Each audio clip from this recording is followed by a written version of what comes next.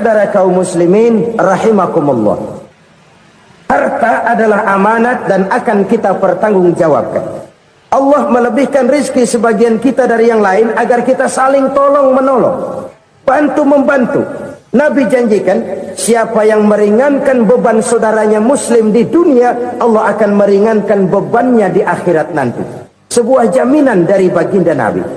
Si orang yang kita bantu barangkali tidak bisa membalas, Allah yang akan membalas lewat jalan lain yang tidak pernah kita sangka-sangka. Selalu berusaha menyimpan sesuatu yang bisa membawa manfaat, baik untuk dirinya, untuk anak cucunya, maupun untuk keluarganya, untuk masa kini dan masa depannya. Kadang simpanan itu berbentuk uang, kadang berupa tanah, lain saat berbentuk pabrik, dan lain sebagainya. Sementara masa depan yang paling pasti adalah akhirat. Jika untuk masa depan dunia kita rela memeras keringat, membanting tulang, pergi pagi dan pulang petang, menyimpan uang, menyimpan tanah, menyimpan pabrik, pernahkah kita merenung jika satu saat kiamat datang, kita dibangkitkan dari kubur masing-masing, berdiri di padang mahsyar untuk mempertanggungjawabkan seluruh kegiatan hidup kita di dunia ini, lalu kita akan menuju ke alam akhirat. Sudahkah kita mempunyai simpanan untuk akhirat kita? Pada pertemuan kali ini saya ingin menyampaikan sebuah hadis di mana Rasulullah sallallahu alaihi wasallam bersabda, arba'un min kanzil jannah. Simpanan sorga ada 4 macam. Yang pertama, ikhfa'us sadaqah, menyembunyikan sedekah. Saudara-saudara kaum muslimin, sebagaimana yang kita maklum bahwa Allah Subhanahu wa taala melebihkan sebagian rezeki dari kita terhadap yang lain. Ada yang kaya, ada yang setengah kaya, ada yang miskin, ada yang setengah miskin, dan selanjutnya. Ada yang gajinya kecil tapi penghasilannya gede. Ada yang penghasilannya gede tapi nggak punya gaji. Ada juga yang memang gajinya gede dan penghasilannya gede. Kelebihan rezeki merupakan sunnatullah dan tidak harus membuat kita merasa lebih dari yang lain. Bahkan sebaliknya, kelebihan itu harus membuat kita ringan tangan untuk menolong mereka yang memang memerlukan pertolongan. Kalau saudara diberikan ilmu, maka pertanyaan akhirat cuma satu, ilmumu kau amalkan untuk apa? Kalau saudara diberikan umur yang panjang, pengadilan akhirat juga bertanya satu, umurmu kau habiskan di mana? Tapi kalau saudara diberikan harta, pengadilan akhirat akan bertanya 2, hartamu kau dapat dari mana, kau belanjakan kemana? Dari mananya ditanya dan kemananya juga ditanya. Oleh karena kita akan dimintakan pertanggungan jawab, maka amanah yang bernama harta ini harus kita gunakan dengan sebaik-baiknya. Ada penggunaan yang merupakan kewajiban, itu zakat namanya. Ada penggunaan yang sewaktu-waktu, itu infak namanya. Ada yang lebih sewaktu-waktu lagi, dan itu sedekah namanya. Zakat dia terikat oleh haul dan nisab, oleh putaran batas waktu dan ukuran dari harta itu sendiri. Sedangkan infak terikat oleh situasi dan kondisi perekonomian seseorang. Sedangkan sedekah tidak terikat dengan apapun. Dalam kondisi seperti apapun kita bisa melakukan sedekah dengan yang terkecil sekalipun. Sampai-sampai Rasulullah sallallahu alaihi wasallam mengajarkan, la tahqiranna minal ma'rufi syai'an walau an talqa akhaka biwajhin talik. Atau ada hadis, tabassumuka fi wajhi akhika laka shadaqah. Senyumanmu kepada temanmu adalah sedekah. Jadi untuk melakukan sodakoh tidak harus dalam berbentuk uang. Dengan ilmu kita bisa sodakoh, dengan tenaga kita bisa bersodakoh, dengan pikiran kita bisa bersodakoh, bahkan senyum kepada teman itu pun sodakoh. Jadi kalau sodakoh dengan uang memang belum punya uang, nyengir aja banyakin. Itu asal pada tempatnya, jangan lalu ketemu tiang listrik cengengesan.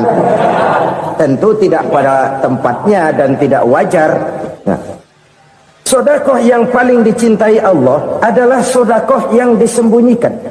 Artinya jauh dari sifat riya. Kan kadang-kadang ada orang sedekah itu disebutkan namanya, apa tidak bagus? Kalau memang niatnya ikhlas, ya bagus-bagus saja. Untuk memberikan sugesti kepada yang lain. Di Fulan bin Fulan nyumbang sekian, diumumkan. Boleh kalau niatnya untuk memberikan rangsangan kepada yang lain supaya dia menyumbang lebih besar dari orang tadi. Tapi kalau itu mendatangkan riya, maka sodakoh yang paling dicintai Allah adalah sodakoh yang disembunyikan. Tangan kiri saja tidak tahu apa yang diberikan oleh tangan kanan. Sedekah yang dilakukan dengan ikhlas akan merupakan perbendaharaan surga, tersembunyi dari pandangan orang lain, tidak seorang pun tahu.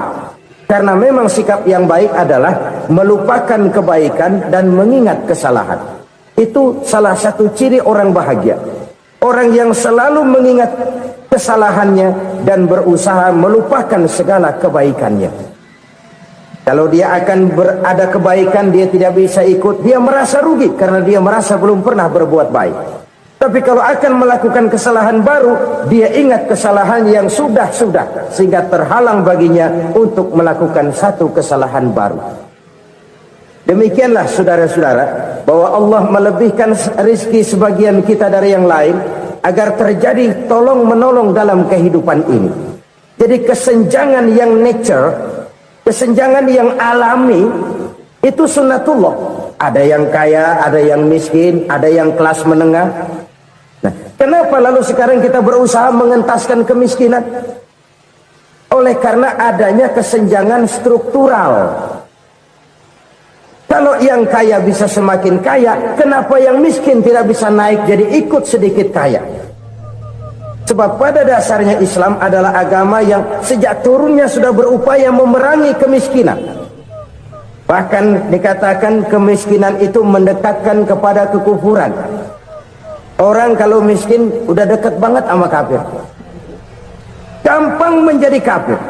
Berapa banyak saudara-saudara kita yang oleh karena soal perut, oleh karena soal materi, terpaksa meninggalkan dan menanggalkan akidahnya, menjual petunjuk yang diberikan Allah dengan hak kesenangan dunia yang cuma sebentar ini. Na'udzubillah, thumma na'udzubillah.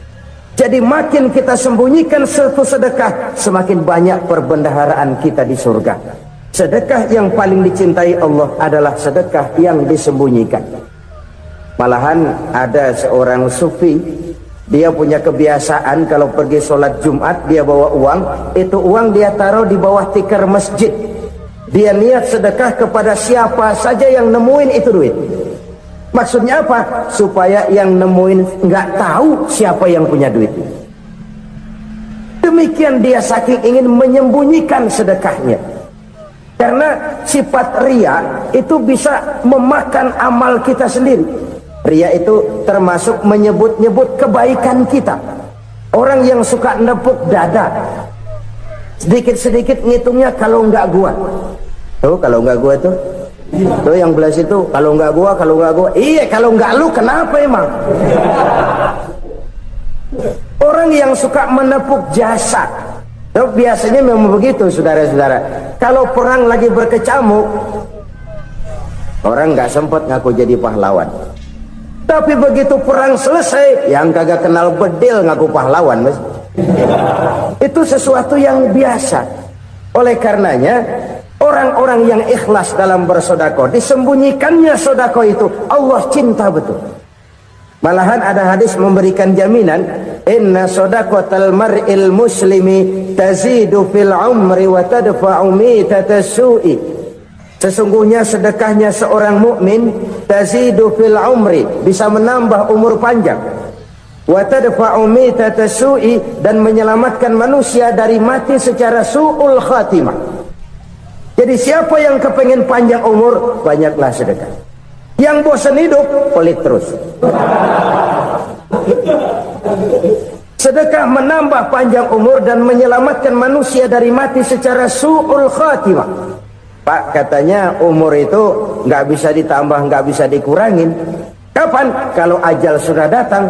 Fa idza jaa ajaluhum la yastakhiruna sa'atan wa la yastakdimun. Kalau ajal datang tidak bisa dimajukan, tidak bisa dimundurkan. Itu kalau ajal sudah datang. Tidak bisa lagi umur ditambah dikurangi, sudah datang. Tapi kalau belum datang, itu kan haknya Allah.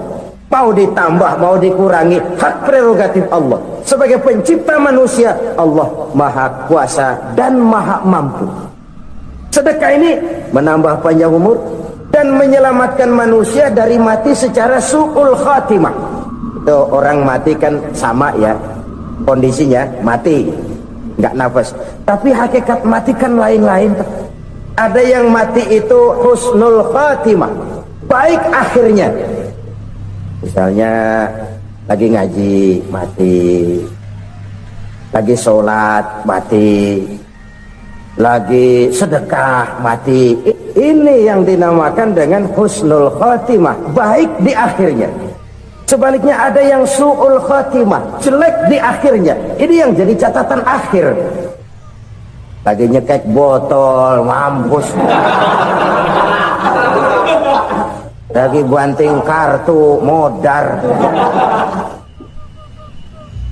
Su'ul khatimah, jelek pada akhirnya. Sedekah menyelamatkan manusia dari mati secara su'ul khatimah. Dan kita semua kepengen mendapat husnul khatimah, jauh dari su'ul khatimah. Oleh sebab itu yang bisa menyelamatkan kita dari penyakit itu antara lain adalah sedekah yang disembunyikan, yang dikerjakan dengan ikhlas karena Allah. Tidak karena kepengen dipuji orang, tidak karena ingin dikatakan orang pemurah. Sebab orang dermawan itu orang yang memberi tanpa harus diminta. Kalau masih harus diminta, ya belum dermawan namanya, masih harus diminta. Kalau nggak diminta ya tulus, lolos, polos.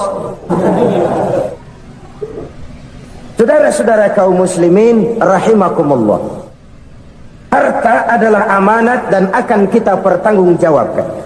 Allah melebihkan rizki sebagian kita dari yang lain agar kita saling tolong menolong, bantu membantu. Nabi janjikan siapa yang meringankan beban saudaranya muslim di dunia, Allah akan meringankan bebannya di akhirat nanti. Sebuah jaminan dari baginda Nabi. Si orang yang kita bantu barangkali tidak bisa membalas, Allah yang akan membalas lewat jalan lain yang tidak pernah kita sangka-sangka. Ada orang tanya, Pak, ini ada orang nyumbang masjid sambil marah-marah, gimana? Saya bilang sumbangannya aja ambil, marahnya jangan. Marahnya jangan diambil, itu urusan dia. Saudara-saudara kaum muslimin rahimakumullah, umat Islam ini kan umat yang punya potensi besar. Kadang kita merenung, kenapa kadang-kadang pembangunan masjid kok lambat sekali? Kalau hotel hari ini peletakan pertama, bulan depan peresmian. Supermarket hari ini peletakan batu pertama, minggu depan peresmian. Tapi kalau sudah yang namanya masjid, kadang-kadang peletakan batu pertama sekaligus jadi batu terakhir. 3 tahun, 4 tahun, campur nebar jalak di jalanan, duit dijaring kayak ikan sepat. Apa tidak ada orang Islam yang kaya? Banyak. Apa tidak ada pengusaha muslim yang jadi konglomerat? Ada. Lalu yang belum banyak itu yang komit terhadap nilai-nilai agamanya. Akhirnya kita jatuh jadi umat yang lemah. Belum ada pengusaha konglomerat muslim buka pabrik super mie cap beduk misalnya umpamanya atau pabrik kecap cap sorban supaya identitas keislamannya sedikit kelihatan. Kita jatuh jadi umat yang lemah karena potensi tidak terinventarisir dengan baik. Kita ini ibarat kompor yang cuma matengin nasi orang lain. Potensi kita dimanfaatkan oleh orang lain. Ukhuwah Islamiyah kita baru terbatas kepada silaturahmi. Ukhuwah di bidang ekonomi kita lemah, ukhuwah di bidang kebudayaan kita lemah, apalagi ukhuwah di bidang politik kita lebih rapuh lagi. Padahal ukhuwah itu adalah totalitas kehidupan manusia, menyangkut ipolek sosbud, memerlukan nilai-nilai ukhuwah. Jadi oleh karena itu mari kita menyadari di dalam harta kita, walaupun kita yang cari pergi pagi pulang sore peras keringat banting tulang, di sana ada harta anak yatim, di sana ada hak masjid, di sana ada hak pesantren, di sana ada hak jihad. Berbahagialah seseorang apabila dia oleh Allah dijadikan keran. Keran itu menyimpan air, tapi tidak untuk dirinya, tapi disalurkannya kepada mereka yang memang memerlukannya. Saudara-saudara kaum muslimin rahimakumullah, ini yang pertama. Jadi perbendaharaan surga adalah menyembunyikan sedekah. Orang lain nggak tahu, kita pun nggak pernah ngitung-ngitung. Kita anggap lewat begitu saja, padahal itu deposit akhirat. Satu. Yang kedua, perbendaharaan surga itu apa? Wa kitmanul musibah, menyembunyikan kesulitan. Kadang orang takut menghadapi kesulitan, tapi makin kita merenung, hidup ini kan sebenarnya urusan. Takut sama urusan ya jangan hidup. Tandanya orang hidup itu kalau punya urusan. Urusan melupakan problem, problem sering menimbulkan kesulitan. Kesulitan bukan untuk ditakuti, tapi untuk diatasi dan dicarikan jalan keluarnya. Siapa sih orangnya yang nggak pernah sulit-sulit? Makin tinggi status sosialnya, makin gede urusannya. Makin tinggi kualitas imannya, makin berat tingkat kesulitannya. Cuma memang yang namanya enak itu seperti pelangi. Biang lala itu nggak pernah di atas kepala kita, di atas kepala orang melulu. Lo sih enak lo, kata kita. Dia juga bilang yang enak kan lo. Pelangi itu nggak pernah di atas kepala kita. Kata tukang beca, aduh enak ya naik Mercy. Kata tukang beca, apa yang di dalam mobil Mercy? Aduh enak bener tukang beca, di jok ngeringkuk ngorok pulas bener. Saya kamar pakai AC sejuk, tempat tidur sutra empuk, alga spring bed, kulak kulik nggak bisa pulas kalau belum minum Valium, belum tidur. Enak bener tukang beca, di jok ngorok nggak tahu wetan kulon. Di tukang beca bilang yang di Mercy enak, yang di Mercy bilang tukang beca enak. Inilah enak, nggak pernah di atas kepala kita, di atas kepala orang lain melulu enak itu. Nah saudara-saudara, yang merupakan perbendaharaan surga itu orang yang bisa menyembunyikan kesulitan, baik pribadi ataupun rumah tangga. Nih terutama rumah tangga yang jadi soalnya. Kadang-kadang kita ini kalau senang, sebaliknya kalau senang kita diam, kalem aja, cuek. Banyak banget duit kita bawaan, diam aja udah. Malah ketemu orang takut. Tapi begitu susah, sekampung tahu. Padahal Nabi mengajarkan perbendaharaan surga itu menyembunyikan musibah, menyembunyikan kesulitan. Kalau enak, cerita sama orang-orang. Kalau nggak enak, rasain sendiri, tekan sendiri, atasin sendiri. Kita kan sebaliknya, tenang kita diam, asal lagi susah, paling tidak kita nyari teman buat cerita kesusahan. Siapa orangnya yang nggak pernah susah? Cuma soalnya bagaimana kita mengatasi kesusahan itu sendiri. Begitu juga misalnya kalau orang sudah berumah tangga, itu orang tuanya harus menjadi tempat dia cerita yang enak-enak saja. Yang nggak enak rasain berdua, selesaikan berdua, atasin berdua. Jangan dibalik. Asal senang diam, giliran susah saja. Maknya laporan. Terbalik. Bisa menjaga security informasi. Maka nama bayam keluar diem, malah seluitan. Enak amat lo makan daging ayam. Security informasi. Saudara-saudara kaum muslimin rahimakumullah, ujian yang terberat itu yang pernah diberikan kepada para nabi para rasul, para aulia, para ulama, makin tinggi keimanan, makin berat bentuk kesulitan. Ayo saya kemukakan satu contoh saja. Ada seorang nabi yang kaya, nabi kaya, namanya Nabi Ayub. Iblis kalau orang begini kan keki, ibadahnya rajin, kaya. Nih yang kayak begini susah digodain. Kalau ibadahnya rajin, miskin, enggali bisa disogok.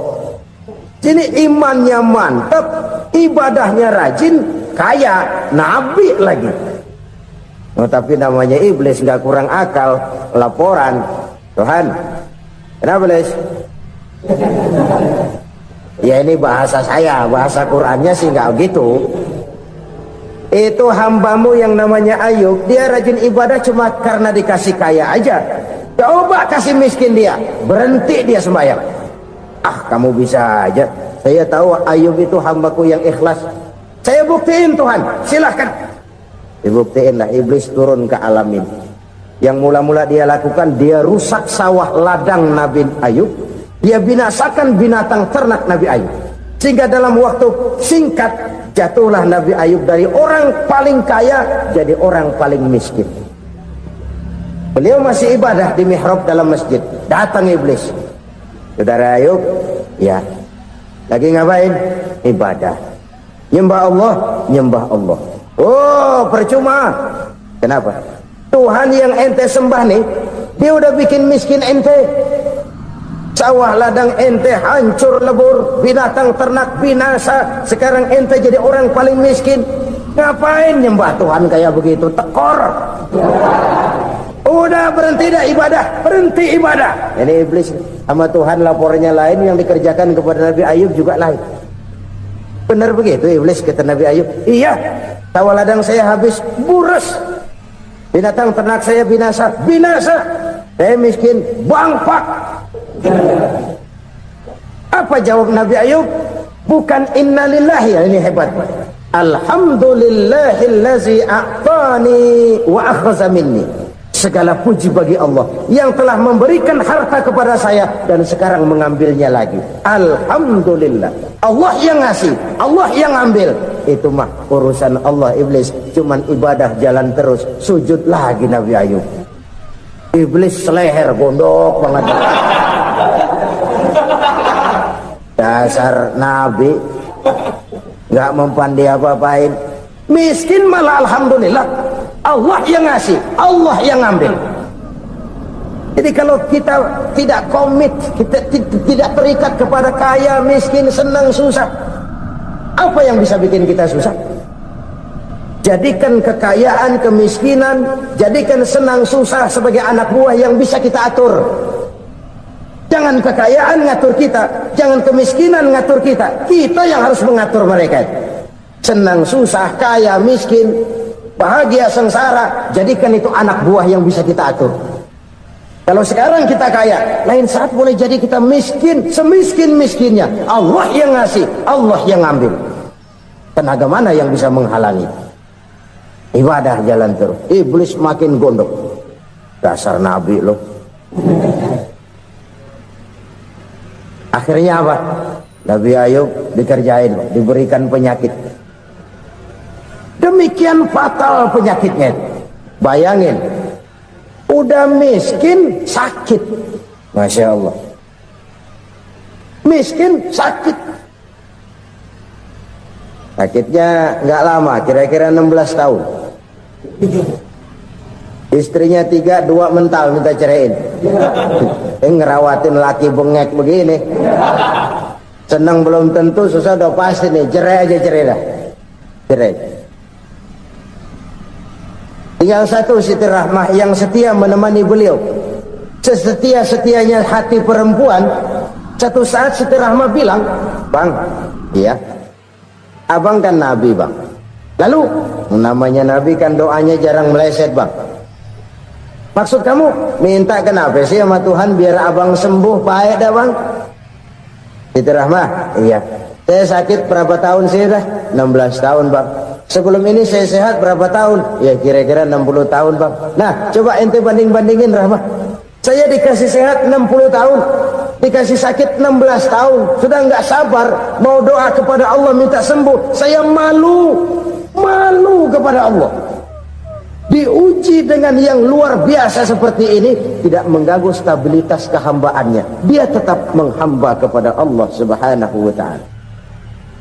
Saudara-saudara kaum muslimin rahimakumullah, kunci menghadapi kesulitan itu apa? Allah jelaskan dalam satu ayat, wa basyiris sabirin alladzina iza asabathum musibah qalu inna lillahi wa inna ilaihi raji'un.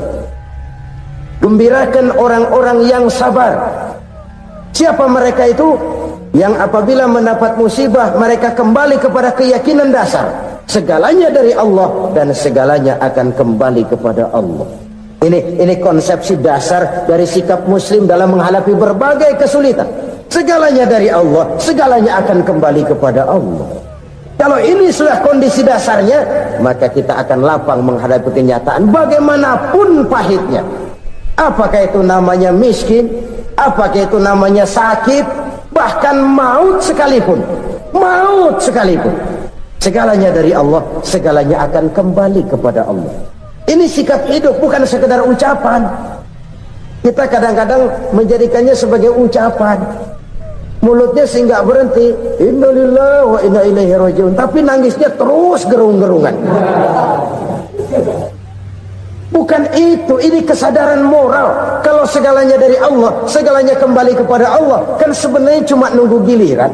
Hari ini saya nyembayangin dia, entah hari apa saya disembayangin orang. Hari ini saya antar dia ke kubur, entah hari apa orang nganterin saya ke kubur. Hari ini saya tahlilkan dia, entah nanti kapan orang tahlilkan saya. Segalanya dari Allah, segalanya akan kembali juga kepada Allah. Oleh sebab itu saudara-saudara, kesulitan bukan untuk ditakuti, kesulitan justru untuk diatasi, dicarikan jalan keluarnya. Dan tidak ada orang yang tidak pernah mendapat kesulitan, tidak ada. Semakin tinggi status sosial, semakin tinggi kualitas keimanan, semakin besar juga tingkat kesulitan. Hanya saja bagaimana cara kita mengatasinya. Dan Al-Quran menyatakan inna ma'al usri yusra. Di balik kesulitan itu pasti ada kemudahan. Roda itu berputar. Karena itu Rasulullah sallallahu alaihi wasallam mengingatkan kepada kita, ta'arraf ilallahi fir raha ya'rifka fis syiddah. Ingatlah kepada Allah di waktu kamu senang, supaya Allah ingat kepada kamu di waktu kamu susah. Kalau waktu senang kita ingat kepada Allah, kita susah, Allah tidak akan meninggalkan kita. Tapi kalau waktu senang kita jauh dari Allah, sujud tidak sempat, dengan masjid jauh, ketika senang kita lupakan Allah, nanti begitu kita susah, Allah lupakan kita, dan itu menyakitkan. Oleh karena itu orang-orang tua kita dulu bilang, kalau lagi sehat ingat-ingat lu bakal sakit nanti. Kalau lagi kaya ingat-ingat satu saat kita bakal jatuh miskin. Bahkan kalau lagi muda ingat-ingat kita bakal tua. Dan yang terpenting, kalau lagi hidup ingat-ingat kita bakal mati. Saudara-saudara kaum muslimin rahimakumullah. Jadi yang kedua yang merupakan perbendaharaan surga, menyembunyikan musibah. Saudara-saudara kaum muslimin rahimakumullah. Hal ketiga yang merupakan perbendaharaan surga adalah wasilatur rahmi. Orang yang suka bersilaturahmi. Sebagaimana yang kita maklum bahwa manusia adalah makhluk yang disebut zon politika, makhluk sosial yang tidak mungkin hidup sendiri-sendiri. Betapa dan siapapun kita memerlukan orang lain. Bodoh betul manusia kalau tinggal di tengah masyarakat tapi tidak mau bermasyarakat, merasa hebat sendiri, pintar sendiri, gagah sendiri, kaya sendiri. Mungkin kalau mati juga ngubur sendiri. Jangankan kita di sini, di sorga saja Nabi Adam waktu sendirian bengong melulu, mondar mandir. Allah tegur dam sepi dam. Ya ini kalau bahasa saya. Iya Tuhan sepi ini nggak ada coret-corekan pisan ini. Diciptakan Siti Hawa baru anteng Nabi Adam. Itu di surga. Cobalah. Umpamanya saudara tinggal di Jakarta nih. Kayak bener. Apaan aja di Jakarta punya saudara dah. Jembatan Semanggi ambil. Monas, Buntel bawa pulang. Hotel-hotel ambil semua. Cuman tinggal di Jakarta sendirian, apa enaknya? Betapa dan siapapun kita perlu orang lain. Tidak ada seorang pun yang bisa memenuhi kebutuhan hidupnya secara sendiri-sendiri. Nah, Islam telah menyelamatkan manusia dari ras diskriminasi, mengikat manusia dengan persaudaraan yang berlandaskan kepada akidah. Karena itu dianjurkan bersilaturahmi. Bahkan Nabi menyatakan, man arada ayyubsata lahu fi rizqihi wa yunsa'a fi atharihi falyasil rahimah. Siapa yang kepengen diluaskan rezekinya dan dipanjangkan usianya, banyaklah ia bersilaturahmi. Siapa yang kepengen dimudahkan rezekinya, hendaknya ia banyak bersilaturahmi. Kalau banyak teman, kesulitan kan paling tidak ada tempat cerita. Udah susah, sendirian kita pikirin diri, nggak ada tempat tukar pikiran. Cepet banget sama bengek. Dilawan sendiri. Nah, secara makro kita bisa berkata, tidak mungkin ada kemenangan kalau tidak ada kekuatan. Tidak ada kekuatan kalau tidak ada kesatuan dan persatuan. Tidak mungkin ada kesatuan dan persatuan tanpa semangat silaturahmi. Kalau umat Islam mau menang, dia harus kuat. Kalau umat Islam mau kuat, dia harus bersatu. Kalau umat Islam mau bersatu, dia harus membudayakan silaturahmi ini. Bahkan sampai-sampai kata Nabi, kalau bisa cari nilai tambah. Apa? Silman qata'ak. Bersilaturahmilah kau kepada orang yang marah denganmu. Masya Allah, indahnya ajaran agama kita. Orang yang marah pun kepada kita, kata Nabi, kalau bisa bersilaturahmilah kepadanya, kepada orang yang marah itu. Di situ nilai tambah. Cuman jujur nih, hadis ngucapinnya gampang, ngamalinnya yang berat banget. Orang marah sama kita disuruh silaturahmi, ada apa malu? Lu marah, ada gua marahan lagi, kan gua pikirin. Saudara-saudara kaum muslimin rahimakumullah. Tapi ini yang diajarkan, bahkan ini yang dicontohkan oleh baginda Rasul. Bagaimana begitu mudah, misalnya satu saat Abu Jahal ini ngatur strategi bagaimana bikin Muhammad celaka. Dia gali lubang di depan tempat tidurnya. Dia tutupin daun korma. Terus dia panggil seseorang, ke sini. Kasih tahu Muhammad, pamannya sakit keras, minta ditengokin. Berangkat orang ini ke sana. Muhammad, labbaik. Pamanmu sakit keras, dia minta ditengokin. Baik, saya akan datang menjenguk beliau. Berangkatlah Nabi ke rumah Abu Jahal tanpa prasangka apapun. Abu Jahal udah pasang stil, selimut 3 rangkap setengah dipakai, persis kayak orang meriang. Tapi sembari ngintip dari balik selimut, begitu Muhammad buka pintu, nah masuk perangkap nih. Muhammad jalan menuju tempat pembaringan. Makin lama makin dekat, makin lama makin dekat, makin dekat ke lubang yang dipasang oleh Abu Jahal itu. Dalam hati Abu Jahal, terus dah jatuh, mampus dah lo ini. Mampus lo hari ini nih. Apa yang terjadi? Malaikat Jibril datang. Muhammad, pamanmu cuma pura-pura sakit. Di depan tempat tidurnya ada lubang perangkap supaya kamu jatuh ke situ. Sudah, kamu pulang. Balik kanan Nabi. Sudah hampir jatuh ke lubang, balik kanan, pulang. Bayangin kecewanya Abu Jahal. Muhammad dikit lagi, Muhammad dikit lagi. Enggak paman, saya pulang aja. Emosi bangun dari tempat tidur, enggak sadar kalau lagi pura-pura sakit. Lompat ngejar Nabi, dia lupa dengan lubang yang dia gali. Pusrak, nyemplung sendiri ke dalam lubang.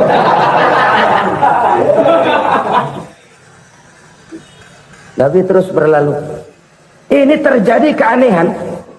Jatuh ke lubang yang dia gali itu sebenarnya nggak terlalu dalam ya, antara 3-4 meteran lah. Tolong saya jatuh ke lubang ini. Datanglah pelayan-pelayannya itu. Angkat saya dari sini. Oh, yang ngulurin tambang. 1 gulung, belum juga nyampe itu tambah. Kurang beli lagi ke warung. Sambung, ulur lagi, enggak juga bisa sampai. Wah ini kerjaan Muhammad ini. Tolong siapa salah seorang kamu ke rumah Muhammad, kasih tahu encangnya kecebur. Minta ditolongin. Sampaikan kepada Rasul. Kenapa? Pamanmu jatuh ke lubang, Muhammad minta tolong diangkatin. Tambang udah nyambung-nyambung nggak nyampe juga. Ya, nanti saya datang, saya tolong. Coba. Nyata-nyata orang berniat jahat mau mencelakakan dia. Datang dia menolong. Ini yang disebut air tuba dibalas air susu ya ini. Bukan sebaliknya. Air tuba dibalas air susu. Paman, kecebur ya? Iya Muhammad, tolong ini.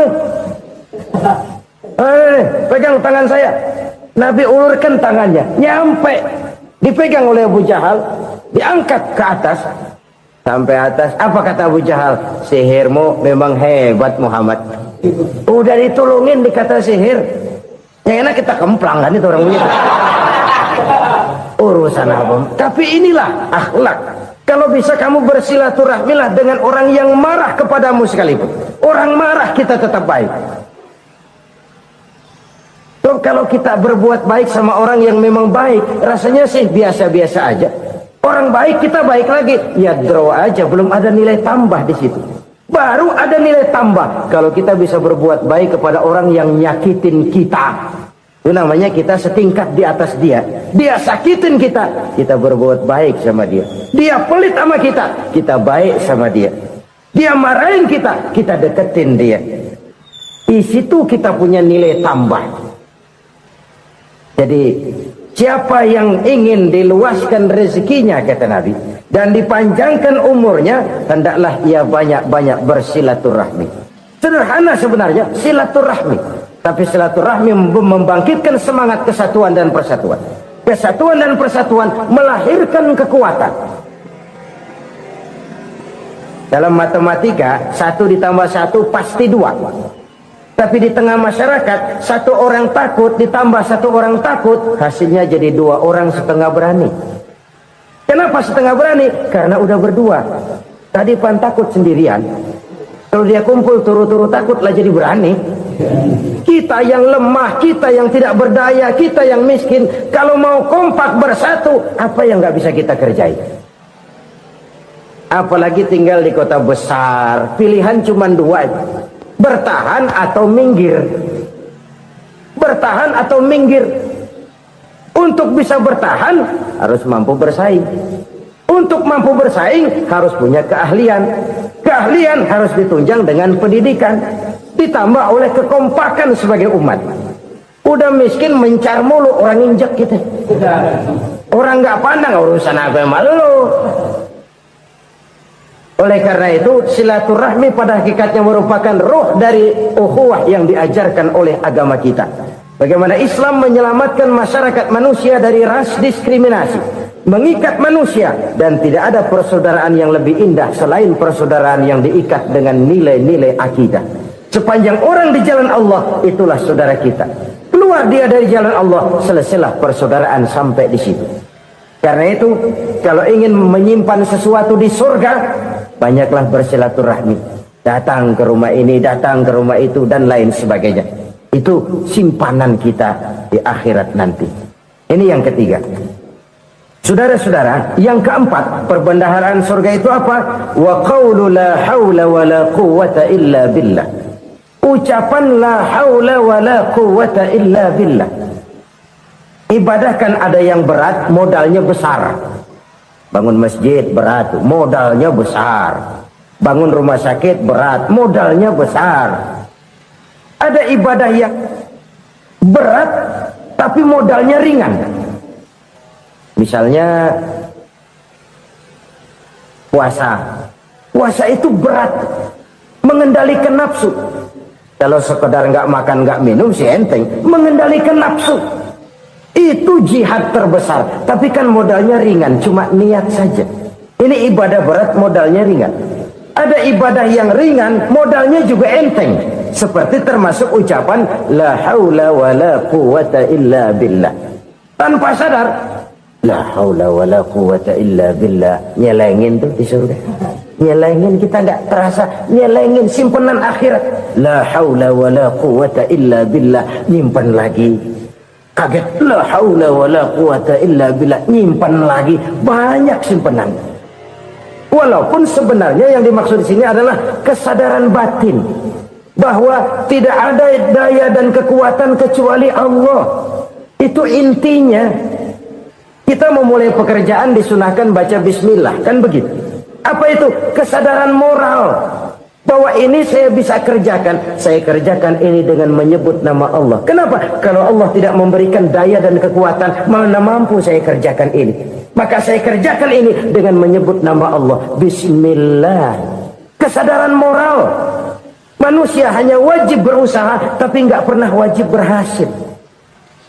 Banyak hal-hal yang kalau kita renungkan secara rasio nggak mungkin, tapi jadi kenyataan. La haula wala quwata illa billah. Tidak ada daya dan kekuatan kecuali bagi Allah semata-mata. Kesadaran moral akan kelemahan dan keterbatasan makhluk bernama manusia. Kadang kita kagum dengan otak, tapi kita sering lupa sama yang bikin otak.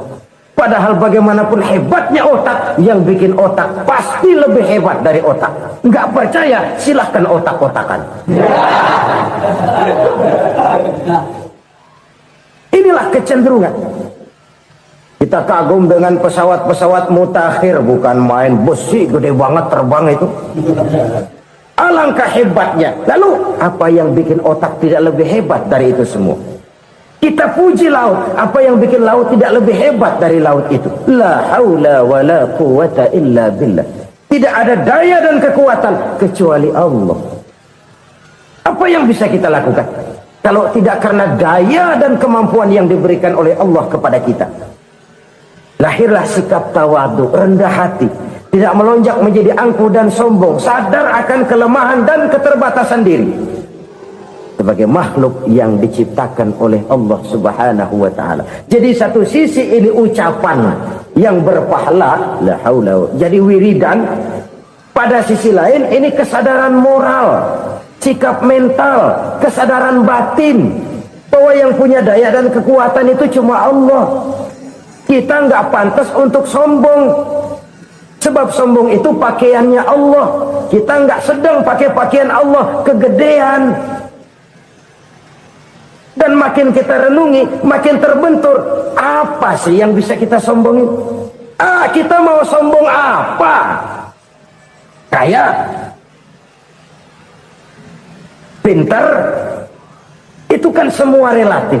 Di atas langit masih ada langit lagi. Jadi oleh karenanya, marilah kita menyadari. Manusia hanya wajib berusaha, tapi tidak pernah wajib berhasil. Yang berusaha saja tidak wajib berhasil, apalagi yang tidak berusaha. Islam bukan agama orang pemalas yang selesai sholat lalu enggelohom, enggelenggem ayem-ayem.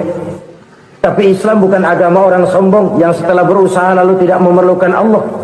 Kita bisa saja bikin proyeksi, tahun sekian kita bakal panen besar menurut perhitungan otak. Tapi ada kejadian lain. Apa? Tikus ngambek. Habis itu dimakanin tikus, panen gagal. Proyeksi rasional gagal oleh tikus-tikus yang ngambek itu. Bisa saja terjadi. Tahun depan kita panen besar, urung. Kenapa? Musim panas panjang. Dan sekarang ini koran-koran bikin berita musim mengalami penyelewengan. Bukan cuma manusia yang nyeleweng sekarang. Musim pakai nyeleweng. Mestinya kan musim hujan udah selesai, masih hujan-hujan juga. Musim. Nah sekarang kita boleh bikin proyeksi, kita bakal panen besar. Tahu-tahu musim panas panjang, sawah retak, air kering.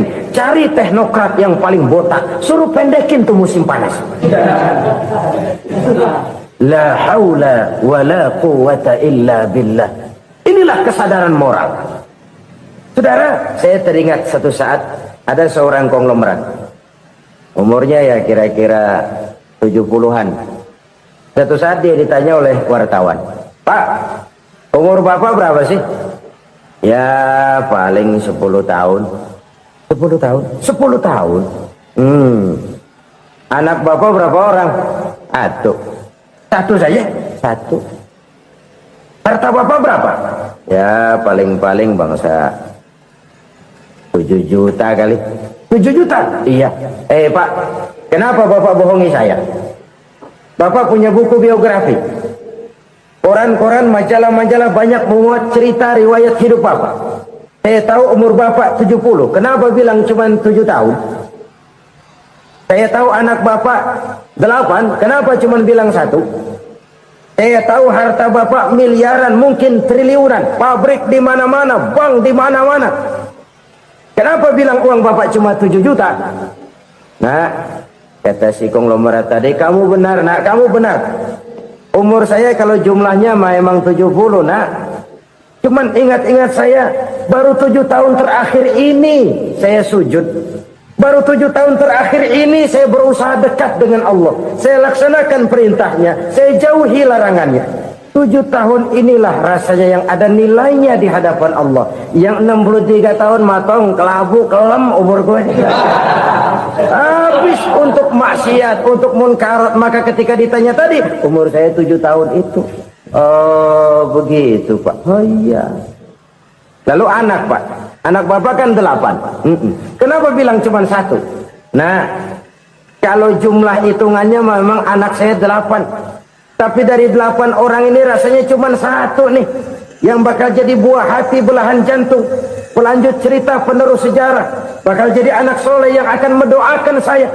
Cuman 1 rasanya anak saya ini yang bakal jadi buah hati saya, besar-besaran saya, yang akan mendoakan di kubur saya, yang akan mendoakan di akhirat saya. Yang 7 orang mana, Masya Allah, yang 1 tenggeng, yang 1 nyekek botol mulu, yang 1 nggak karu-karuan. Makanya saya bilang 1 anak saya yang akan bisa mendoakan saya. Oh begitu Pak. Iya. Nah harta Pak, harta bapak kan triliunan. Pabrik bapak di mana-mana. Uang bapak hampir di tiap bank-bank besar. Kenapa bilang cuma 7 juta? Betul kau nak. Harta saya kalau jumlahnya memang miliaran, triliunan mungkin. Tapi yang saya ingat baru 7 juta tuh yang saya belanjakan di jalan Allah. Saya nyumbang masjid, saya santuni yatim piatu, saya bantu pembangunan pesantren, saya bantu pembangunan rumah sakit Islam. Itu yang akan saya bawa pulang ke akhirat, yang 7 juta itu. Yang triliunan itu nanti akan diperebutkan oleh anak-anak saya sebagai waris saya. Jadi harta saya 7 juta itu yang bakal nemenin saya di akhirat, yang akan saya bawa pulang jadi teman saya.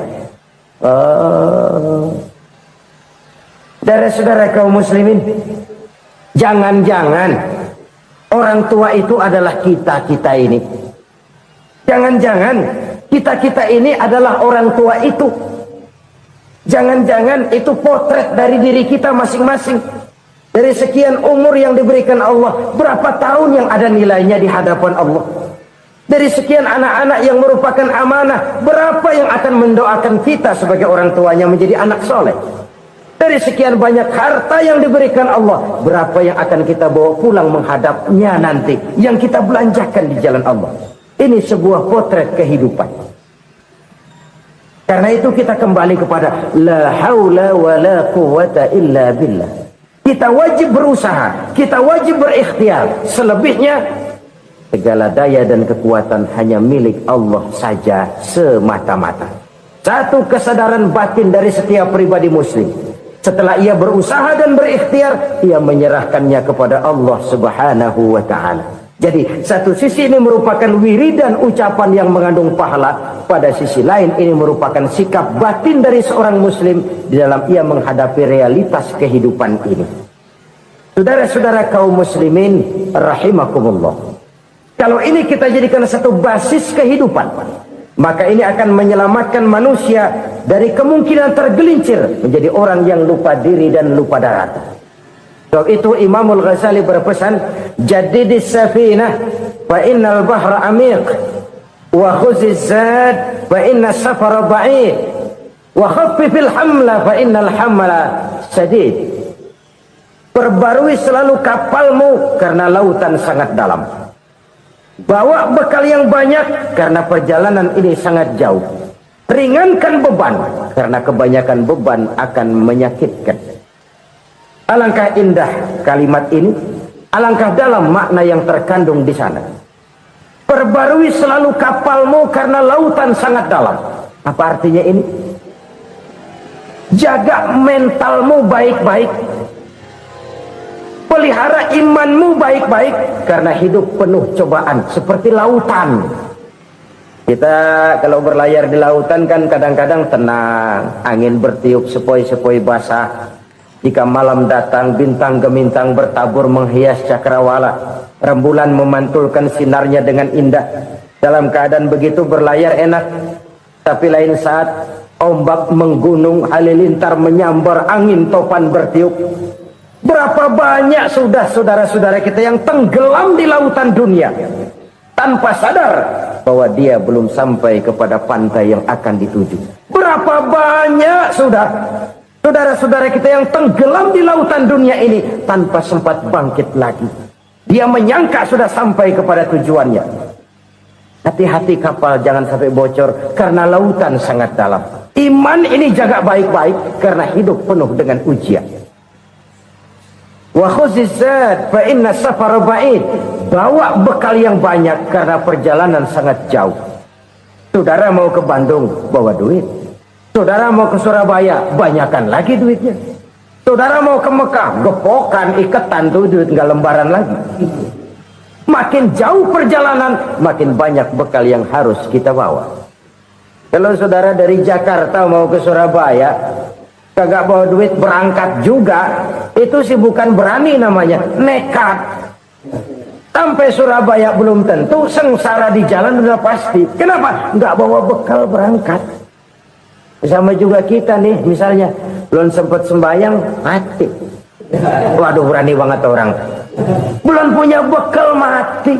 Sengsara di jalan. Atau bekal tidak cukup. Dari Jakarta saudara mau ke Surabaya, bawa duit 500 perak. Paling jauh Cikampek nyampenya itu. Paling jauh itu. Antara jauhnya perjalanan dengan bekal yang saudara bawa tidak seimbang. Hidup ini perjalanan panjang, a walking tour. Dimulai dari alam arwah, sebelum jasad diciptakan, roh diciptakan lebih dulu.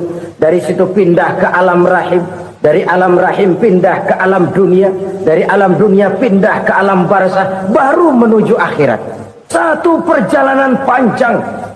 Kalau bekal tidak bawa, sengsara di jalan. Bawa bekal yang banyak karena perjalanan ini sangat jauh.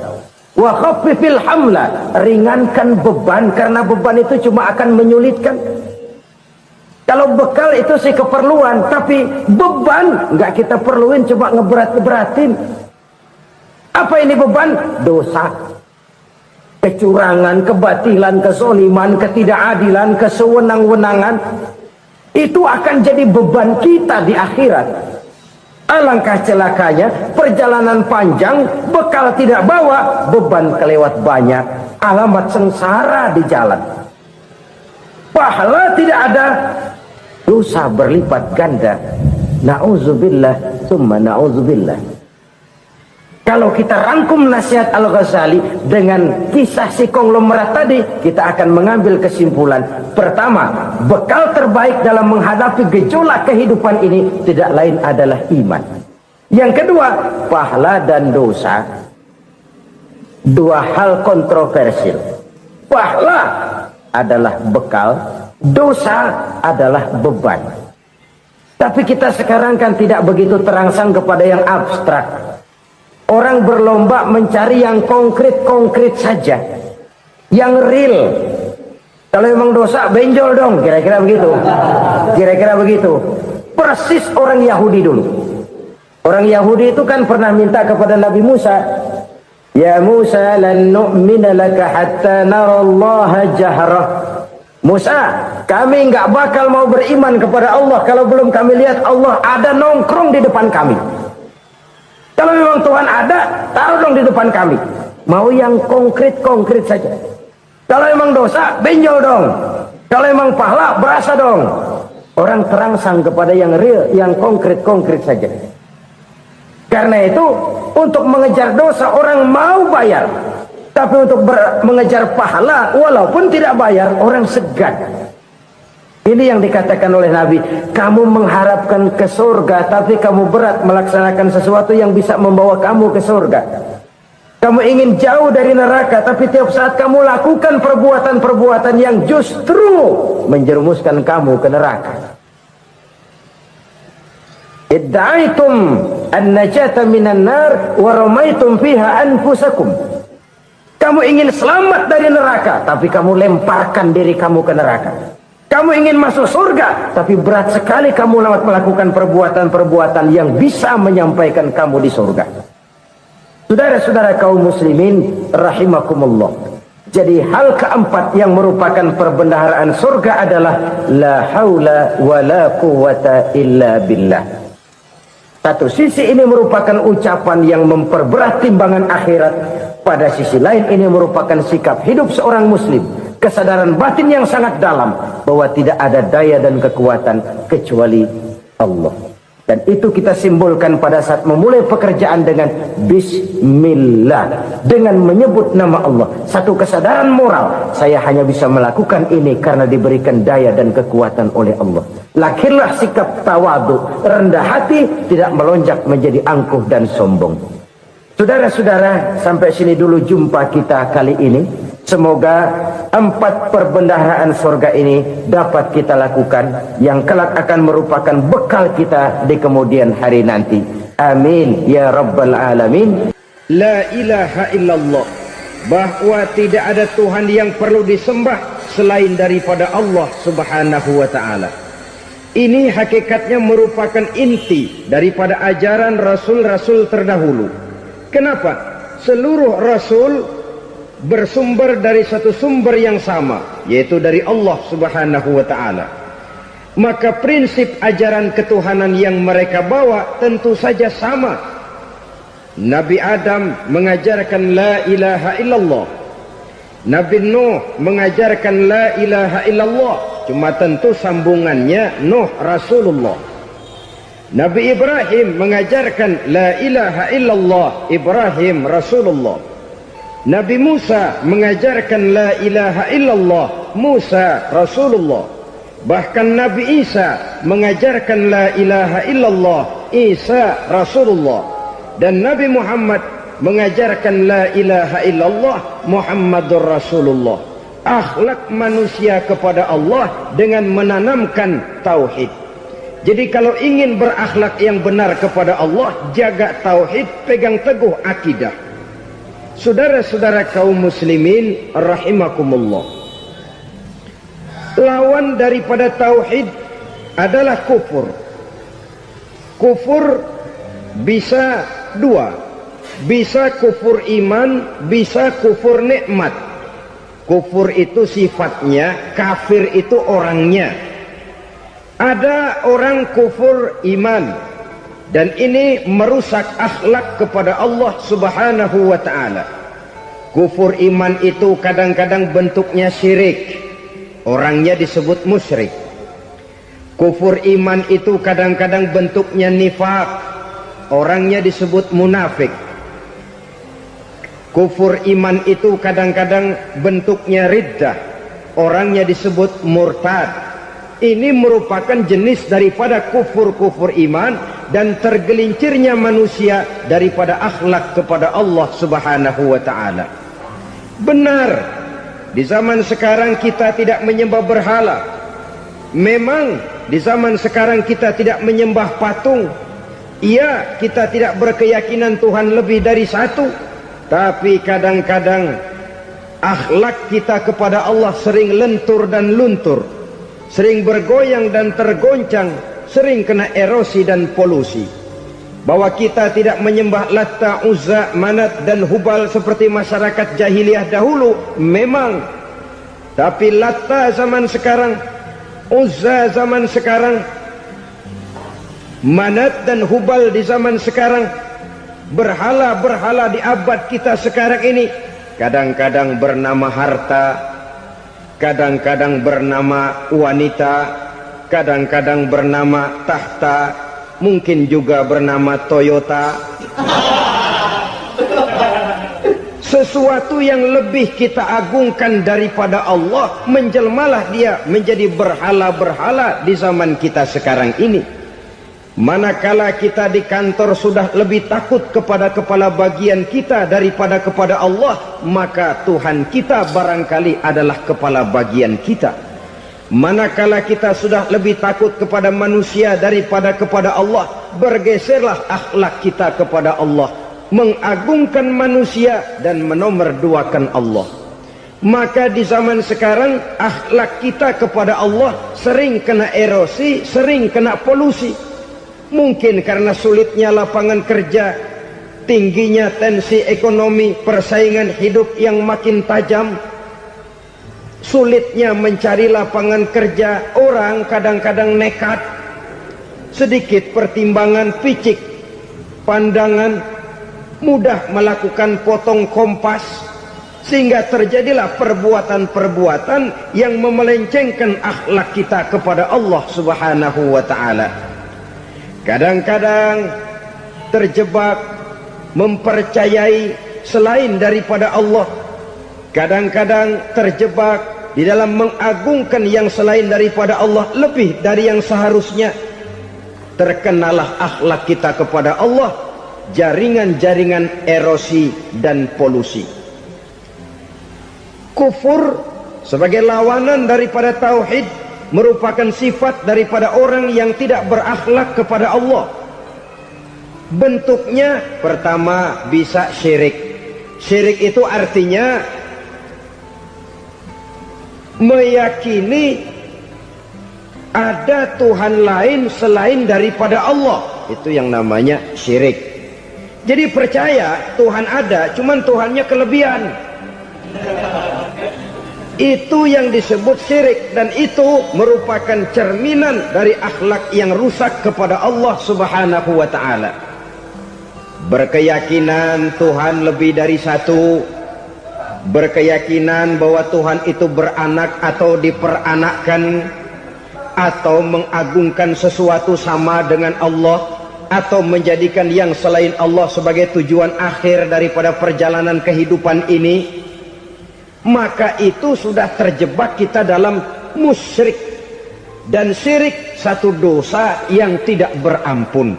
Bahasa kasarnya, yang namanya syirik itu jenis bapak moyangnya dosa.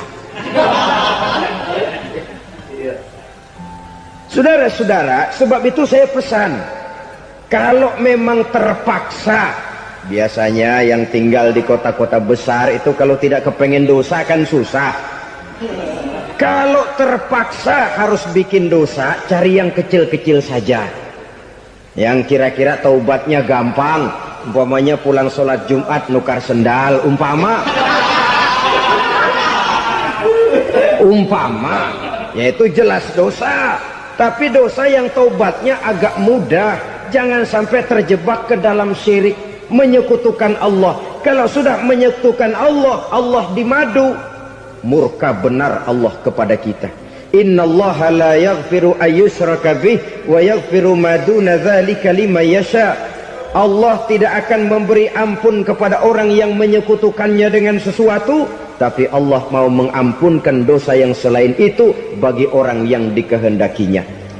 Jadi orang-orang yang sudah terjebak syirik, menyekutukan Allah, meyakini ada Tuhan lain selain daripada Allah, meyakini Tuhan beranak atau diperanakkan, bagaimanapun baiknya mereka di dunia, bagaimanapun sosial jiwanya, bagaimanapun pemurah tangannya memberikan santunan dan pertolongan kepada orang lain, kalau sudah syirik, seluruh nilai kebaikannya akan tidak ada gunanya lagi. Karena tidak ada tempat nilai kebaikan itu bergantung. Sedangkan kita berbuat baik agar diterima oleh Allah. Kalau Allahnya marah kepada kita, siapa yang akan menerima nilai kebaikan itu sendiri? Ini bentuk yang pertama. Yang nyata-nyata menyembah berhala, syirik. Yang nyata-nyata beriktikad Tuhan lebih dari satu, syirik. Atau yang tersamar. Yang tersamar itu yang sering jadi penyakit kita.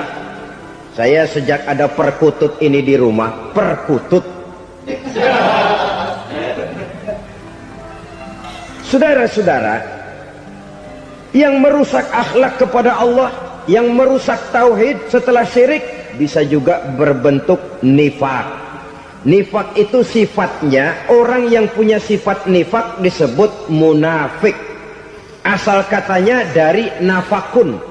Nafakun itu satu lubang yang punya dua muka, seperti goa, ada tempat masuk, ada tempat keluar. Maka munafik orang yang punya dua muka. Kalau bahasa kita, pandai bermain minyak di atas air, manis jika berhadapan, balik belakang lain bicara. Sehingga apa yang dinamakan nifak, kata Imam Ali Al-Jurjani dalam kitab ta'rifatnya, izharul imanu bil lisan wa kitmanul kufri bil qalbi. Menyatakan, menampakkan iman dengan lidahnya, tapi menyembunyikan kekafiran dalam hatinya. Dengan kata lain, lidahnya mah iman, hatinya mah kafir. Padahal hati itu yang dilihat, padahal hati itu yang dinilai. Kenapa lidahnya mengaku iman? Ya mungkin karena kepepet, mungkin karena kepentingan, mungkin karena ingin mencari kelemahan orang, lalu dia pura-pura beriman. Tapi sesungguhnya hatinya kufur. Ini merupakan penyakit munafik. Dan terus terang, menghadapi orang munafik jauh lebih berat daripada menghadapi orang kafir. Kenapa? Munafik ini kan musuh dalam selimut. Mau dibilang musuh nyata-nyata, apalagi di zaman Rasul ya, ketika periode Madinah, berat sekali menghadapi orang munafik. Mau dibilang kafir, kalau ketemu assalamualaikumnya medok juga. Mau dibilang mukmin, di belakang ngegerundel, nyari-nyari penyakit, nyari-nyari lantaran, mencari-cari gara-gara. Kalau kafir jelas kafirnya, kalau musyrik jelas musyriknya. Tapi munafik, di depan kita dia mengaku beriman, di belakang kita dia caci maki kita. Maka demikian rupa watak orang munafik, Allah benci betul. Sampai dalam Quran orang munafik itu divonis innal munafikin fid darkil asfal minan nar. Orang-orang munafik di dasar jurang neraka yang paling bawah, keraknya neraka. Saudara-saudara kaum muslimin rahimakumullah, sebab munafik sangat berbahaya, membahayakan umat, membahayakan agama. Di depan kita mereka ngaku pura-pura beriman, kalau pidato luar biasa, memuji agama setinggi langit, menampakkan seolah-olah dia orang yang dekat dengan agama. Saudara-saudara, agama penting, agama mutlak. Tapi yang ngomong begitu agamanya apa, remeng-remeng. Cuma sekedar lipstick, cuma sekedar dekorasi, cuma sekedar kamuflase buat ngibuli orang lain. Dia mengaku beragama, mengatakan agama mutlak, menganggap agama penting, seolah-olah memperhatikan benar tentang tatanan kehidupan beragama, tapi sebenarnya di hatinya tidak lebih berkecamuk penyakit-penyakit kufur. Maka sifat munafik ini termasuk menodai tauhid, artinya merusak akhlak kita kepada Allah Subhanahu wa ta'ala. Sifat yang ketiga yang juga merusak akhlak kita kepada Allah dinamakan riddah. Riddah itu sifatnya, orang yang punya sifat riddah disebut murtad. Murtad keluar dari Islam. Keluar dari Islam tentu tadinya di dalam Islam. Oleh satu perbuatan dia bisa menjadi murtad. Misalnya tadinya dia iman benar kepada Allah, tapi melarat. Kadang-kadang sehari masak, 3 hari libur. Akhirnya oleh kesulitan ekonomi dia tidak kuat. Ada yang menawarkan kebaikan, dibawain supermi, dibawain obat-obatan, diberikan beras. Goyah imannya. Keluar dia dari Islam, ikut agama orang yang memberikan pertolongan kepadanya, memilih kesenangan sebentar dengan mengorbankan kebahagiaan yang kekal. Maka orang semacam itu riddah sifatnya, murtad orangnya, keluar dari Islam. Dan yang menyebabkan kita murtad bukan cuma orang nyata-nyata memproklamirkan diri keluar dari Islam lalu mengikuti agama orang lain. Bukan cuma itu. Mengakui ada Rasul lagi sesudah Nabi Muhammad bisa menyebabkan kita murtad. Mengingkari nikmat Allah bisa menyebabkan kita murtad. Meyakini semua agama benar bisa menyebabkan orang menjadi murtad. Meragukan kesempurnaan dan kelengkapan Al-Quran bisa menyebabkan orang jadi murtad. Mengingkari sunnah bisa menyebabkan orang menjadi murtad. Banyak hal-hal yang bisa mendatangkan penyakit riddah dan membuat pelakunya menjadi murtad. Dan ini menodai akhlak kita kepada Allah Subhanahu wa ta'ala. Itu tadi kufur iman, saudara-saudara. Nyata-nyata mengingkari Allah, baik dalam bentuk syirik, nifak ataupun riddah. Kufur yang kedua dinamakan kufur nikmat. Apa itu kufur nikmat? Sitru nikmatil mun'im au ya'malu fi mukhalafatil mun'im. Menutup-nutup nikmat Allah atau melakukan perbuatan yang menentang, bertentangan dengan kehendak yang memberikan nikmat. Jadi kufur nikmat pertama, nutup-nutupin Tuhan. Tuhan jalingin. Duit lu banyak amat, dari mana? Gua kerja. Lalu kerjanya nomor satu. Orang yang berakhlak kepada Allah, dia akan menjawab, kamu uangnya kok banyak, dari mana? Rizki dari Allah. Caranya, saya kerja. Kerja itu cara, rizki itu dari Allah datangnya. Bukankah di zaman sekarang kita sering terpleset? Ini merupakan cerminan dari rapuhnya akhlak kita kepada Allah Subhanahu wa ta'ala. Karena usaha saya memang, karena saya peras keringat banting tulang, tentu. Tapi sadarkah kita bahwa sepanjang yang bisa kita lakukan cuma berusaha, peras keringat banting tulang?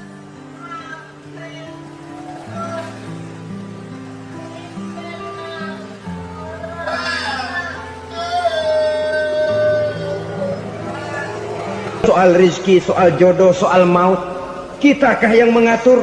Kitakah yang menentukan? Subhanallah. Manusia sungguh tidak berdaya menghadapi tiga hal paling pokok ini. Rezeki, kita cuma bekerja. Kitakah yang menentukan? Tidak. Kita berusaha saja, rezeki belum pasti dapat. Apalagi kalau kita tidak berusaha. Jangan terjebak dalam fatalisme. Belum perang udah nyerah. Emang dasar rezeki datangnya dari Tuhan, gak usah kerja, dan ntar juga kalau dia datang. Dari mana datangnya? Kerja saja belum tentu dapat rezeki, apalagi kalau tidak kerja. Yang jelas usaha perlu kepastian, itu urusan Allah. Ini akhlak kepada Allah Subhanahu wa ta'ala. Jodoh juga begitu. Kita berusaha, kita berupaya, Allah menghendaki lain jadinya. Maut juga begitu. Siapa sih yang pengen ngadepi maut? Siapa sih yang pengen mati?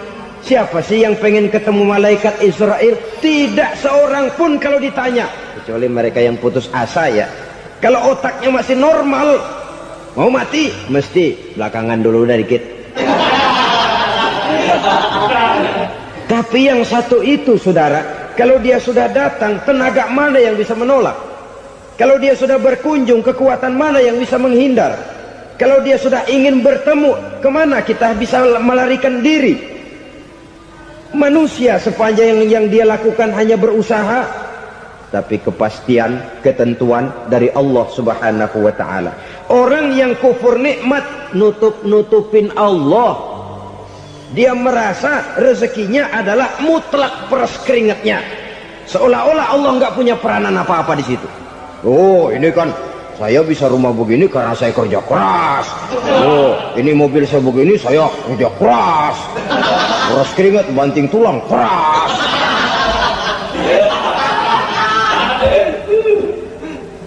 Saudara-saudara kaum muslimin rahimahkumullah. Jadi menutup-nutupi Allah. Akibatnya nanti Kalau dia berhasil, Allah ketutupan. Kalau dia gagal, orang lain dicaci maki, dicari kambing hitam. Nah, kambing hitam kan mahal. Karena orang sering cari-cari kambing hitam. Jarang orang mau jujur kalau bertemu kesulitan lalu mencari sebab pada dirinya sendiri. Yang paling enak ya nyalain orang. Lo begitu. Orang lain yang paling enak kita salahin. Au ya'malu fi mukhalafatil mun'im, atau dia melakukan sesuatu yang tidak sesuai dengan kehendak yang memberikannya nikmat. Diberikan kita tangan, mulut sih nggak berhenti, terima kasih Tuhan, alhamdulillah saya dikasih tangan. Cuma nih tangan enteng mat nabokin orang mulu. Itu sudah mukhalafatul mun'im, bertentangan dengan kehendak yang memberikan nikmat. Diberikan harta, mulutnya mah basah, terima kasih Tuhan, alhamdulillah dikasih harta, tapi pelitnya minta ampun. Kikir koret medit. Ini juga termasuk kufur nikmat, mempergunakan suatu nikmat bertentangan dengan kehendak daripada yang memberikan nikmat itu sendiri. Saudara-saudara kaum muslimin rahimakumullah, oleh karenanya kufur iman memang lebih bahaya daripada kufur nikmat. Tapi jangan lupa, kufur nikmat bisa menyeret orang kepada kufur iman. Nah kalau Allah udah dialingin, Tuhan sudah dinomor duain, lama-lama kenapa dia tidak mendewakan dirinya sendiri, mendewakan pangkatnya, mendewa-dewakan otaknya, mendewa-dewakan kemampuannya? Pada awalnya dia memang cuma kufur nikmat, tapi lambat laun kalau ini tidak diobati, secara pasti orang akan mengarah kepada kufur iman. Bisa berbentuk syirik, bisa berbentuk nifak, bisa berbentuk riddah. Saudara-saudara, oleh karena itu menjaga akhlak kepada Allah mutlak penting. Sebab apa? Kita tidak berakhlak kepada manusia saja, kita dikucilkan dari pergaulan. Kalau kita tidak berakhlak kepada Allah, dikucilkan oleh Allah. Hadis qudsi menyatakan, man lam yashkur ala na'mai wa lam yasbir ala balai falyakhruj min tahtis samai falyatlub rabban siwaya. Kata Allah, siapa orang yang tidak mau bersyukur terhadap nikmat yang aku berikan kepadanya dan tidak mau sabar terhadap ujian yang aku berikan kepadanya, falyakhruj min tahtis samai, persilahkan saja keluar dari kolong langitku, waliyatlub rabban siwaya, tolong cari Tuhan lain selain daripada aku. Murka Allah, diusir, cuman gak kedengeran aja. Siapa yang tidak mau syukur terhadap nikmatku, siapa yang tidak mau sabar terhadap ujian yang aku berikan kepadanya, persilahkan keluar dari kolong langitku ini, cari Tuhan lain selain aku. Langit Tuhan yang punya, Tuhan kita lawan, diusir dari kolong langit, mau pindah ke kolong mana?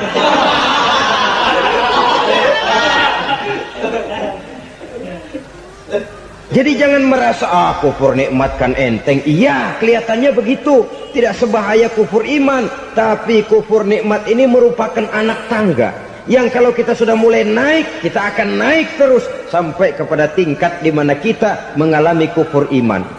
Kalau sudah ke sana, maka akhlak kita kepada Allah terkenalah erosi, terkena polusi, hancur akhlak kepada Allah, dan itulah sumber kesengsaraan abadi. Kalau cuma kita tidak berakhlak kepada manusia, barangkali resikonya cuma kehidupan di dunia ini. Mungkin juga ada kehidupan akhirat. Tapi kalau sudah tidak berakhlak kepada Allah, dunia akhirat kita rugi dan celaka.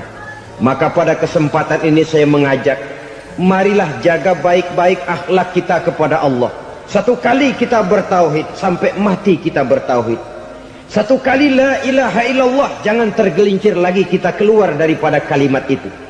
Satu kali kita bertuhankan Allah, jangan bertuhan yang lain selain daripada Allah. Jangan sekutukan Allah, jangan samakan Allah dengan sesuatu, jangan mengangkat yang lain sama agungnya dengan Allah. Sebab dengan demikian kita seolah-olah sudah mengotori akhlak kita kepada Allah subhanahu wa ta'ala. Saudara hadirin yang saya hormati, jadi oleh karenanya akhlak kita kepada Allah merupakan basis daripada kehidupan beragama. Kalau itu sudah mulai rapuh, mulai terkena erosi dan polusi, mulai rusak, dikhawatirkan nanti nilai ibadah kita kepada Allah juga akan turut ambruk karenanya. Saudara-saudara kaum muslimin rahimakumullah, tugas yang kedua memperbaiki akhlak manusia kepada sesama manusia. Kita tahu Islam sesuai dengan namanya adalah agama damai. Maka akhlak manusia kepada sesama manusia menempati porsi yang penting dalam kehidupan beragama. Bagaimana seorang muslim bergaul, bertata krama terhadap sesama manusia. Mari kita lihat lebih jauh persoalannya. Untuk memudahkan pembicaraan dari kacamata agama, kita kelompokkan saja manusia itu dalam dua. Pertama yang seiman dan yang kedua yang tidak seiman. Yang tidak seiman itu kita sebut saja kufur atau kafir. Nah, kepada yang kafir pun kita diajarkan untuk berakhlak, apalagi kepada yang memang nyata-nyata seiman, sekeyakinan, seakidah. Kemanapun Islam datang, ke negara manapun ia masuk, ia tidak menaburkan kerusakan. Jadi tidak benar kalau orang pernah itu menggambarkan, saking sentimennya seorang orientalis pernah menggambarkan Nabi Muhammad di tangan kirinya Quran, di tangan kanannya pedang, menggambarkan seolah-olah Islam dikembangkan dengan kekerasan. Sebenarnya tidak sama sekali. Kalaupun dalam sejarah perkembangan Islam pernah terjadi perang, maka perang dalam Islam sesungguhnya apabila kita amati sejarahnya bukan untuk memaksakan agama, karena memang agama tidak bisa dipaksakan, tetapi justru untuk mempertahankan agama dari segala macam hambatan, rintangan, hinaan dan fitnahan. Tapi kemanapun yang jelas Islam masuk, dia tidak pernah membuat kekacauan, kerusuhan ataupun penghancuran. Candi Prambanan bahkan dipugar, gereja-gereja tidak ada yang dihancurkan oleh umat Islam. Kenapa? Islam agama damai. Soal agama, soal lakum dinukum waliyadin, la ikraha fid din, qad tabayyana ar-rusdu minal ghayy. Tidak ada paksaan dalam beragama, sebab nyata yang benar dengan yang tidak benar. Belum pernah ada orang kafir masuk ke perkampungan orang Islam lalu dikejar-kejar, diteriakin kafir, kafir, sunatin.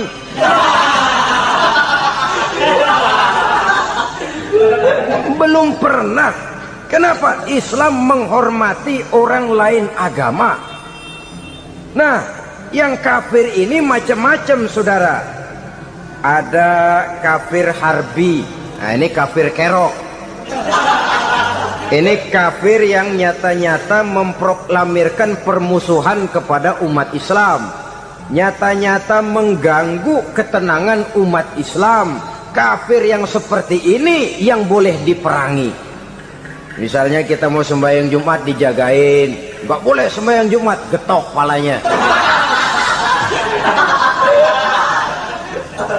Kafir harbi artinya tantangan perang datang dari mereka, bukan kita yang mulai, mereka yang buka front.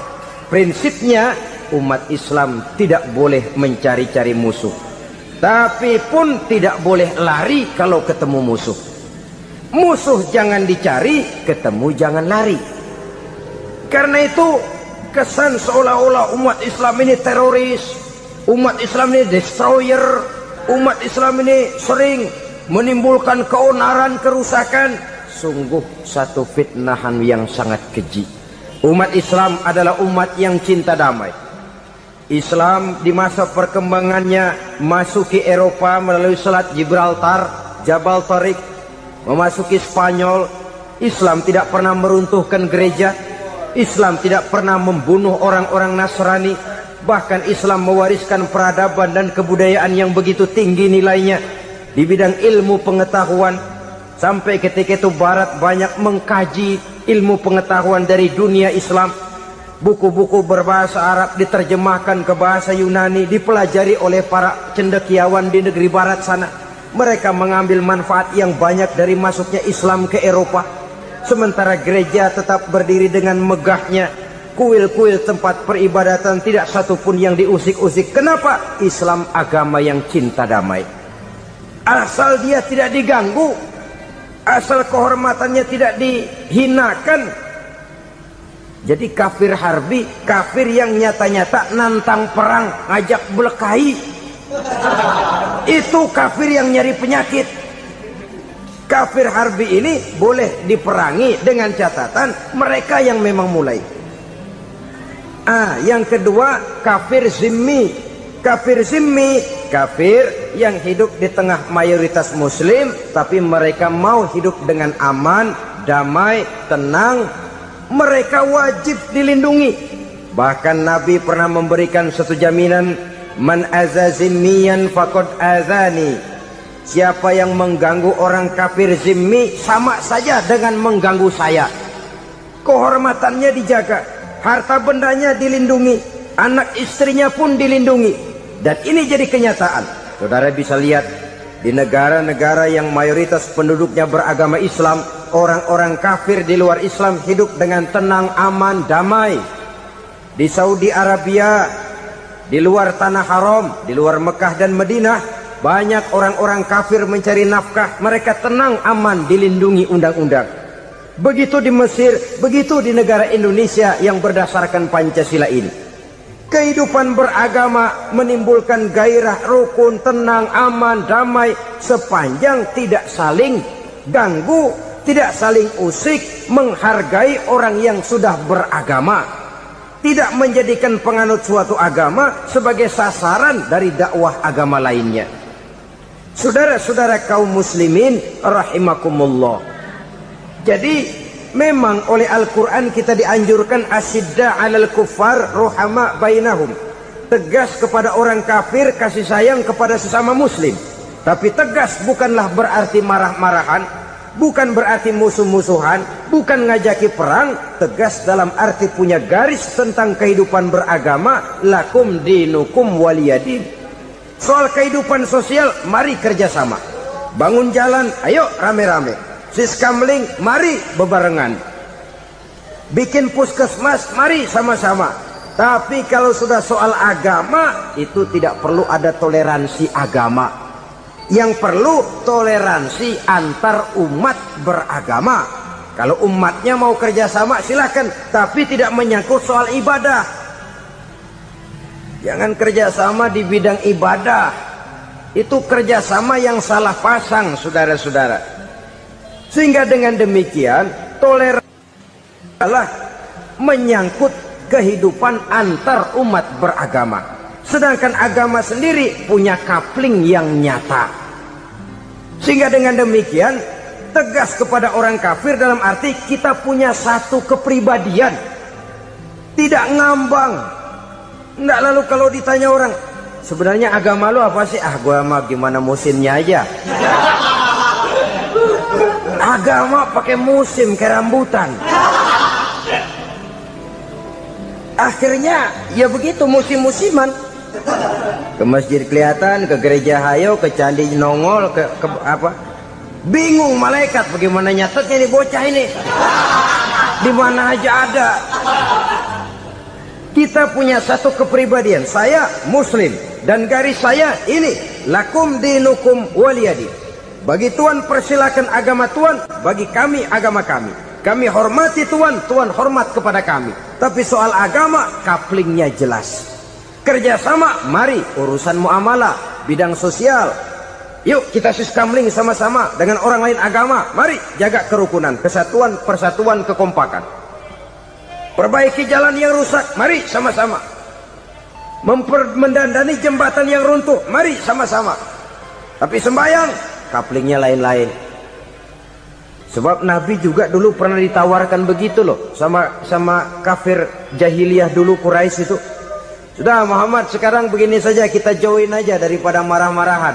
Hari ini saya oke, menyembah Tuhanmu Allah. Besok gantian kamu menyembah Tuhan kita, Latta, Uzza, Manat dan Hubal.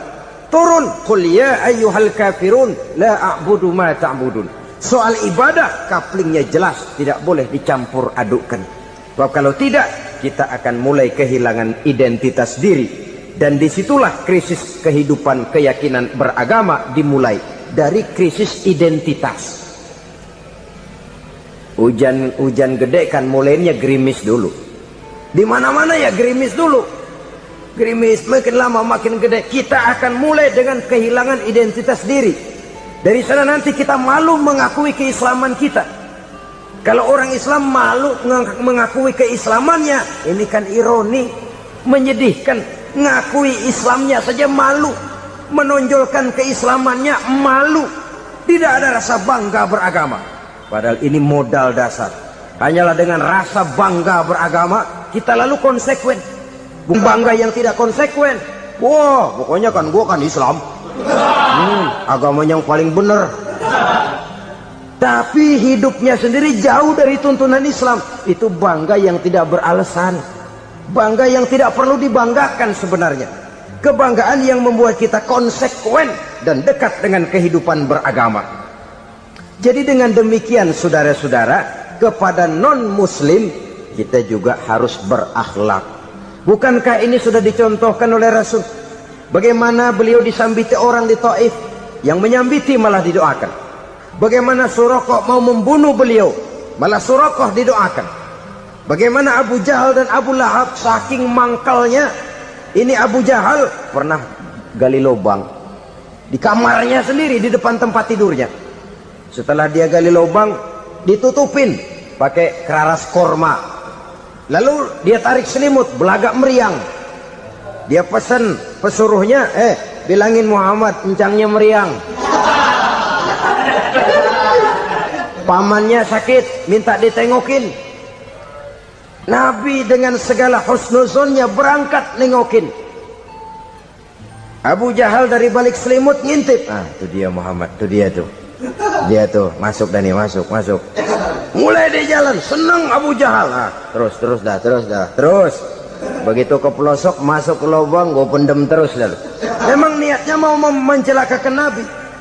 Sudah tinggal beberapa langkah lagi Nabi akan berjalan ke arah lubang itu. Malaikat Jibril ngasih tahu, Muhammad, Abu Jahal pamanmu cuma pura-pura sakit. Di depan tempat tidur itu ada lubang sudah dia gali untuk menjerumuskan kamu. Sudah balik pulang. Balik badan Nabi. Sudah hampir mau melangkah, kakinya malah muter pulang. Abu Jahal yang ngelihat Nabi sudah hampir jatuh nggak jadi, balik pulang. Lupa kalau lagi sakit. Udah Muhammad buruan sini. Ke pintu dia kejar. Dia lupa sama lubang yang dia gali. Begitu dia kejar, dia yang ke pelosok masuk ke dalamnya. Sejak saat itu ada pepatah, man hafara hufratan waqa'a fiha. Siapa yang suka nggali lubang, dia sendiri bakal terpelosok ke dalamnya. Jatuh dia ke lubang yang dia gali. Padahal ya paling banter 2 atau 3 meter paling dalam. Dari dalam lubang itu dia teriak-teriak, Muhammad, tolongin, pamanmu kecebur. Kasih tahu Muhammad, kasih tahu, datang lagi lah pesuruhnya. Muhammad, pamanmu Abu Jahal kecebur, minta tolong diangkatin. Sudah diulur tambang, habis sambung lagi, nggak bisa sampai. Masa iya, cuma kamu yang bisa nolong. Apa yang dilakukan Nabi? Balik mau nolongin. Akhlak. Kita kalau ada orang gali lubang buat nyeburin kita, dia sendiri yang kecebur. Gorok gua kagak lemin loh. Mati sekalian dah. Nabi mah enggak, balik nolongin tuh Abu Jahal. Kenapa paman kecebur? Iya Muhammad, tolong, tambang udah diulur-ulur, sambung-sambung nggak sampai. Aduh kasihan paman, nih pegang tangan saya. Nabi cuma ulurin tangan, nyampe dipegang oleh Abu Jahal. Diangkat ke atas. Nyampe atas, apa kata Abu Jahal?